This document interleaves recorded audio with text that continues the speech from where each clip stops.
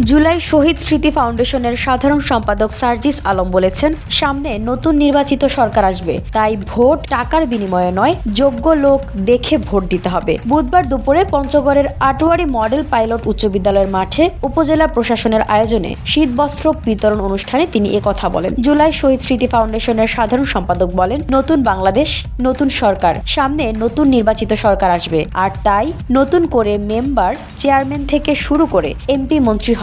যেদিন ভোট হবে ওই দিন জনগণ হিসেবে তার আগের দিন রাতে কয়েকশো বা কয়েক হাজার টাকার বিনিময়ে আমরা কাউকে ভোট দিব না। যে সব থেকে ভালো লোক, যোগ্য লোক, তাকেই ভোটটা দিতে হবে।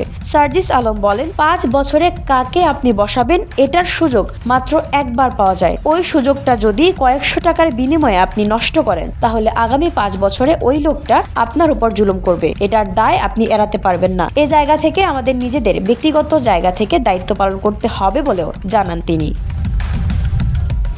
VOD Bangla news desk.